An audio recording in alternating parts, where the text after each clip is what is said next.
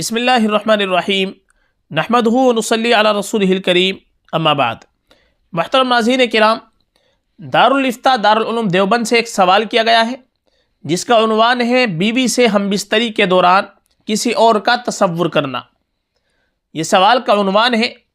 پہلے ہم آپ کو سوال سناتے ہیں، اس کے بعد میں دارالفتاء سے کیا جواب اس کا دیا گیا ہے وہ ہم آپ کو سنائیں گے۔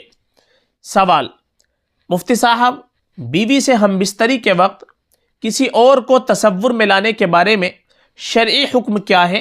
شکریہ۔ یہ سوال ہے، اس سوال کا جواب کیا دیا گیا ہے وہ آپ سماعت فرمائیے گا۔ جواب: بسم اللہ الرحمن الرحیم۔ اپنی بیوی سے ہم بستری کے وقت کسی اجنبیہ کو خیال میں لانا اور یہ سوچنا کہ فلانا کے ساتھ ہم بستری کر رہا ہوں جائز نہیں ہے۔ حدیث پاک میں ہے کہ دل تمنا کرتا ہے اور شرمگاہ اس کی تصدیق کرتی ہے، یعنی جس طرح حدیث شریف میں ہاتھ سے چھونے کو ہاتھ کا زنا قرار دیا ہے اور قدم سے چلنے کو قدموں کا زنا قرار دیا ہے، اسی طرح دل میں لائے گئے برے خیالات کو بھی زنا کا پیش خیمہ قرار دیا ہے۔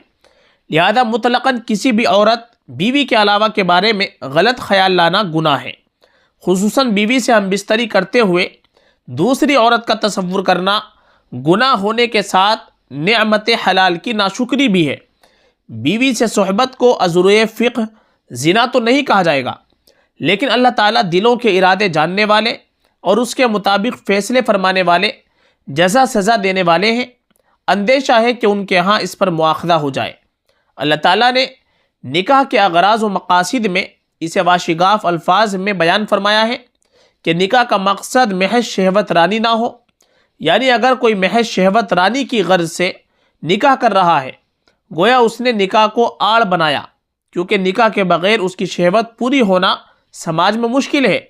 لہذا صرف اس لیے نکاح کر لیا کہ اس عورت سے شہوت پوری کرنی ہے۔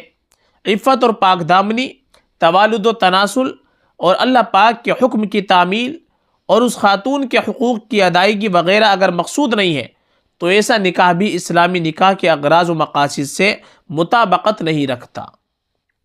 واللہ تعالی عالم۔ دارالفتاء دارالعلوم دیوبند۔